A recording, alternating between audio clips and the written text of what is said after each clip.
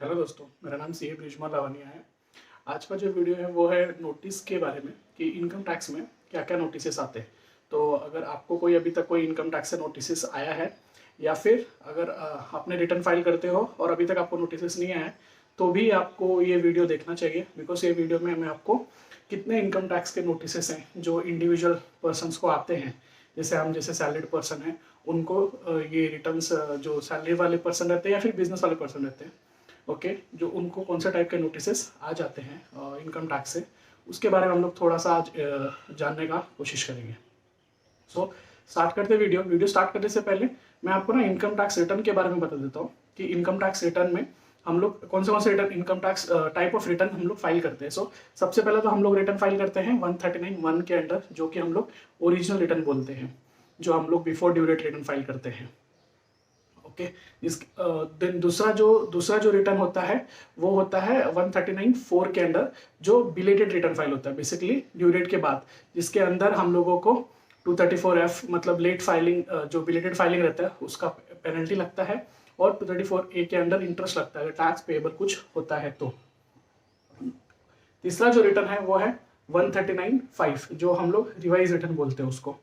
So basically अगर हम लोगों ने जो ओरिजिनल रिटर्न फाइल किया रहता है उस रिटर्न में अगर कुछ मिस्टेक हो जाता है हमसे, या फिर हमको कुछ इन्फॉर्मेशन ऐड करनी होती है जो कि हम लोगों ने रिटर्न के टाइम पे नहीं की है, तो वो हम ये 139(5) के अंदर हम लोग रिटर्न को रिवाइज कर देते हैं।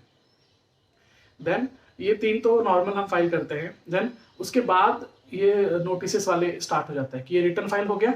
अभी अगर इनकम टैक्स रिटर्न प्रोसेस कर रहा है तो सबसे पहला नोटिस नहीं बोलते उसको, डिफेक्टिव रिटर्न बोलते हैं।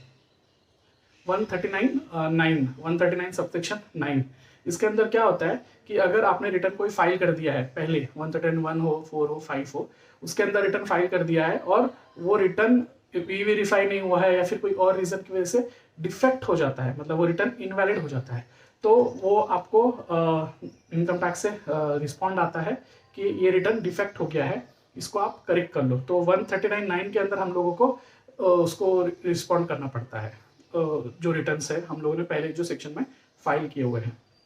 ओके, अब बात करते हैं कौन ये जो रिटर्न फाइल हुए हैं इसके अगेंस्ट में कौन से टाइप के नोटिस हमको आ सकते हैं। सबसे पहला जो नोटिस है वो रिटर्न फाइल करने के बाद नहीं आता, वो बेसिकली रिटर्न फाइल नहीं करते तो नोटिस आता है कि आपने रिटर्न क्यों नहीं फाइल किया। तो उसको हम लोग बोलते हैं 142 सबसेक्शन 1 के अंडर हमको नोटिस आता है नॉट फाइलिंग फॉर रिटर्न, या फिर इनकम टैक्स ऑफिसर को हमारे से कुछ इन्फॉर्मेशन चाहिए रहेगी वो पर्टिकुलर ईयर के लिए, तो हमको नोटिस भेजेगी इस सेक्शन के अंडर कि आपका इनकम यहाँ पे शो हो रहा है और आपने रिटर्न फाइल नहीं किया, तो आप हमको इन्फॉर्मेशन दीजिए कि आपने रिटर्न क्यों नहीं फाइल किया। तो हम लोग 142 सबसेक्शन 1 के अंडर नोटिस के अगेंस्ट में रिटर्न फाइल कर सकते हैं अगर ऑफिसर हमको रिटर्न का नोटिस भेजता है तो। उसके बाद जो दूसरा होता है ये होता है इंटीमेशन 143 सबसेक्शन 1, ये सबसे पॉपुलर है। ओके, ये बेसिकली जब रिटर्न फाइल होता है तो उसका प्रोसेसिंग के अगेंस्ट में ये इंटीमेशन जाता है। अभी इसके अंदर क्या होता है, अगर आपको काफी लोगों को, और ये सारे लोगों को मिलता है जो रिटर्न फाइल करता है, सबको ये 143(1) का इंटीमेशन मिलता ही है। इसके अंदर क्या तो आपका रिटर्न प्रोसेस हो गया रहता है, जैसे आपने रिटर्न फाइल किया है वो, और इनकम टैक्स का जो सिस्टम है उसने असेस किया हुआ रिटर्न है वो मैच हो जाता है। ये अगर आप नोटिस देखोगे इसके अंदर तो दो कॉलम होते हैं, एक तो as per return file by you, data file by you, दूसरा data check by the system 143(1) के अंडर। तो सब आपको पूरा कॉलम वाइज फील्ड आपको मैच मिलता है, एंड अल्टीमेटली कहाँ पे डिफरेंस आ रहा है कि आपको अगर रिफंड बनता है तो ये इसके अंदर रिफंड भी डिटरमाइन हो जाता है, आपको कुछ टैक्स पेएबल आता है तो टैक्स पेएबल भी डिटरमाइन हो जाता है यहाँ पे, या फिर आपने कुछ डिडक्शंस के बेनिफिट लिए हुए हैं रिटर्न फाइल करते टाइम पे, तो उसमें अगर कोई डिडक्शन आपको डिसअलाउ हो जाता है, जैसे रेंट का हो गया, डोनेशन का हो गया, कोई इन्फॉर्मेशन ना मिलने की वजह से, तो वो कौन सा डिसअलाउ हुआ है वो भी यहाँ पे बेनिफिट मतलब वो भी आपको यहाँ पे पता चल जाता है कि ये सेक्शन के अंदर मेरा डिडक्शन डिसअलाउ हो गया, या फिर आपने कोई इनकम कम रिपोर्ट कर दिया है। ओके, और इनकम टैक्स को पता चला कि आपका वो इनकम है तो वो इनकम वहां पे ऐड कर देंगे और उसके ऊपर करस्पॉन्डिंग जो आपका टैक्स आएगा वो आपको यहाँ पे लगा देंगे। ओके, तो ये हो गया 143(1) के अंडर हो गया दूसरा टाइप का। ओके, तीसरा जो है मोस्ट पॉपुलर होता है 143(2). ओके, इसके अंदर 3 टाइप के नोटिस आ सकते हैं बेसिकली। ये इसको हम लोग स्क्रूटिनी नोटिस बोलते हैं। पहला लिमिटेड स्क्रूटिनी, ये गवर्नमेंट का एक सिस्टम है। ओके, जो केसेस को सिस्टम वाइज सिस्टमेटिकली प्रोसेस करता है एंड फ्लैग करता है कि और खुद ही नोटिस भेज देता है इनकम टैक्स जो पर्सन से रिटर्न फाइल करते हैं उनको। दूसरा जो टाइप का होता है वो कंप्लीट स्क्रूटिनी। बेसिकली इसमें सिस्टम ही उनको फ्लैग करके बताएगा कि ये सारे नोटिस, ये सारे रिटर्न्स है, इनको आपको कंप्लीट स्क्रूटिनी के अंदर पूरा चेक करना है। बिकॉज गवर्नमेंट का डेटा अगर जहाँ पे मिसमैच हुआ है, हमने जो रिटर्न फाइल किया और गवर्नमेंट को इन्फॉर्मेशन कहाँ से पता चली है, तो अगर वो मिसमैच है तो यहाँ पे वो कंप्लीट स्क्रूटिनी के अंदर उनका सिस्टम फ्लैग ऑफ कर देगा ट्रांजेक्शन्स को एंड वो सारे केसेस को।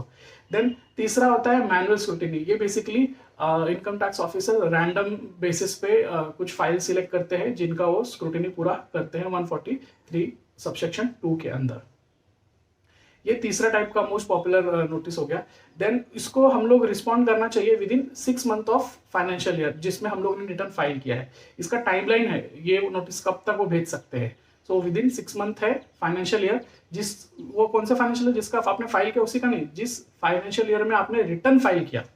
रिटर्न तो पिछले साल का फाइल किया रहेगा ना मोस्टली फाइनेंशियल ईयर में, तो यहाँ पे जो साल में रिटर्न फाइल किया वो फाइनेंशियल ईयर का एंड होने से विद इन 6 मंथ के अंदर आपको ये इसका नोटिस होना चाहिए, मिलना चाहिए। बेसिकली टाइमलाइन है ये। देन चौथे जो टाइप का रहता है वो है 148, जो हम लोग इनकम एस्केप असेसमेंट बोलते हैं या फिर रीअसेसमेंट भी बोलते हैं। सो ये बेसिकली असेसिंग ऑफिसर है, जो इनकम टैक्स ऑफिसर है, उसको अगर लगता है कि आपने कोई इनकम छुपाया है या फिर आपने इनकम प्रॉपर डिस्क्लोज नहीं किया गया है, तो वो ये सेक्शन के अंडर आपका असेसमेंट कर सकते हैं। उसका टाइमलाइन जनरली 3 इयर्स यूजुअली है, बट अगर आपको कोई आपने अगर सीरियस कुछ टैक्स एविजन किया है ऐसा असेसिंग ऑफिसर को लगता है, तो वो आपका टिल 10 इयर्स भी, पिछले 10 इयर्स का भी आपको 148 के अंदर असेसमेंट ओपन कर सकता है। सो ये बहुत रेयर केसेस होता है, बट यहाँ पे इनकम एस्केप होना अगर आपने किया है या फिर इनकम टैक्स ऑफिसर को लगता है, तो यहाँ पे वो आपका असेसमेंट कर सकते हैं। और यूजुअली इसमें जो सीरियस जो टैक्स एविशन होता है जो 10 इयर्स में कर सकते हैं, उसमें मिनिमम इनकम 50 लाख का एस्केप होना चाहिए। टैक्स नहीं, कम से कम इनकम 50 लाख तक आपने अगर छुपाया है और ऐसे असेसिंग ऑफिसर को पता चला, तो आपका यहाँ पे यहाँ पे आपको नोटिस इसके अंदर असेसमेंट आपका हो सकता है। तो ये चौथा टाइप का हो गया। फिफ्थ जो है वो है सेक्शन 156।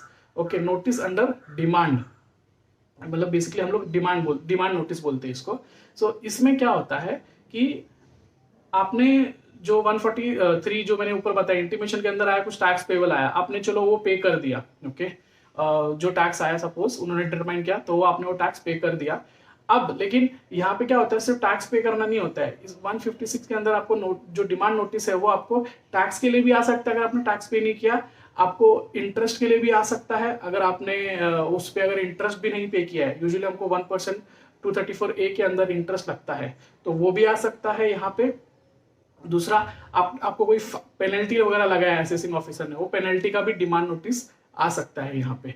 तो ये डिमांड नोटिस रहता है, इसका आप रिस्पॉन्ड पोर्टल पे जाके कर सकते हो, या फिर एग्री विद डिमांड है, आप डिसएग्री विद डिमांड हो, या फिर agree with demand disagree with demand हो, बट आप एडजस्टमेंट करने के लिए रेडी हो कि आपको ये केस क्लोज करना है। ओके, तो आप ये 156 का नोटिस आप क्लोज कर सकते हो पोर्टल पे जाके।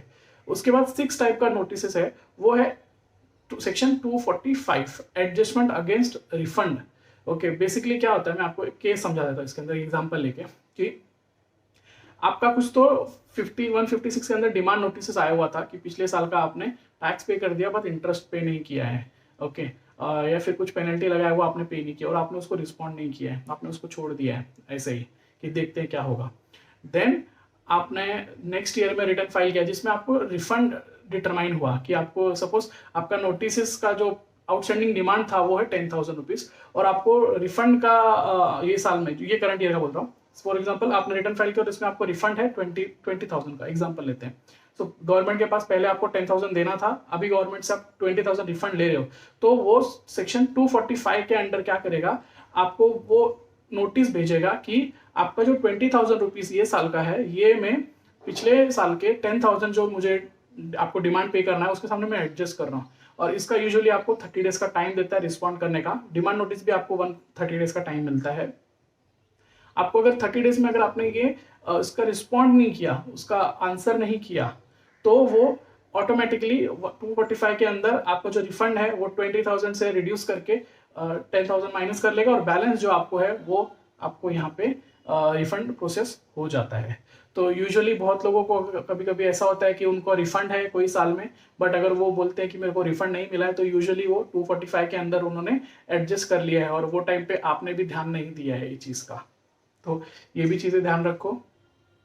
देन उसके बाद लास्ट एक जो कॉमन नोटिस आता है, कॉमन नहीं है ये अनकॉमन है बेसिकली, 131 सबसेक्शन 1A के अंदर जो बेसिकली आपका सर्च और सीजर होता है सेक्शन 132 के अंदर। उसके बाद आपको एक नोटिस भेजा जाता है कि आपके घर पे सपोज रेड वगैरह होता है ना, तो रेड हुआ, ये चीज़ें कुछ मिला, वहाँ पे आपको इंफॉर्मेशन मिला और उसके बेसिस पे आपको एक नोटिस भेजा जाता है कि हमने आपका ये चीज़ें नोटिस में सर्च में आपको हमने मिला है हमको और इसके हम लोग आपको नोटिस सेंड कर रहे हैं।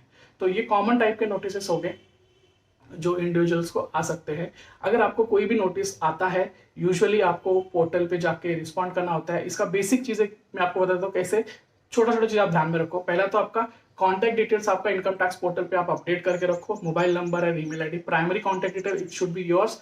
आपका कोई टैक्स कंसल्टेंट का नहीं होना चाहिए, कोई सीए का नहीं होना चाहिए, आप ही का होना चाहिए। बिकॉज आपको कोई वो इनकम टैक्स डिपार्टमेंट जब आपसे कुछ कम्युनिकेट करेगा तो मेल और एसएमएस के थ्रू ही करेगा, और इस पर अगर आपने ध्यान नहीं दिया, और हर नोटिस का एक टाइमलाइन होता है, 15 डेज, 30 डेज, 45 डेज, 60 डेज, ऐसा एक टाइमलाइन होता है हर टाइप का कम्युनिकेशन का। उसके अंदर अगर आपने रिस्पॉन्ड नहीं किया तो आपको बाकी का कॉन्सिक्वेंसेस भी फेस करना पड़ सकता है।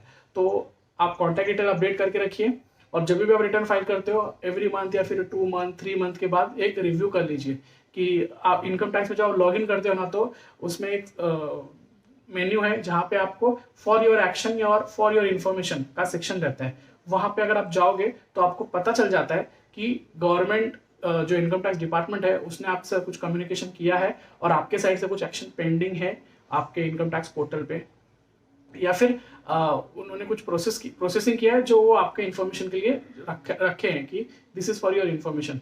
ओके, सो आई होप ये वीडियो आपको थोड़ा सा इंफॉर्मेटिव लगा हो और आपका इनकम टैक्स नोटिस जो है कितने टाइप के नोटिस इनकम टैक्स में इंडिविजुअल को आ सकते हैं उसका थोड़ा सा आपको हेल्प मिला हो। अगर आपको ये वीडियो अच्छा लगा प्लीज़ मेरे चैनल को सब्सक्राइब कर लीजिए, ये वीडियो को ज़्यादा से ज़्यादा लाइक कीजिए और मुझे फीडबैक में बताइए और कौन से टॉपिक्स में मैं वीडियो बना सकता हूँ, और ये वीडियो को ज़्यादा से ज़्यादा लोगों के साथ शेयर कीजिए जिन्होंने रिटर्न फाइल किया है, वो आगे रिटर्न फाइल करने वाले हैं और उनको ये टाइप का नोटिस आने का चांसेस है या फिर उनको आया हुआ है और उनको इन्फॉर्मेशन नहीं है ये चीज़ के बारे में। Okay, thank you so much.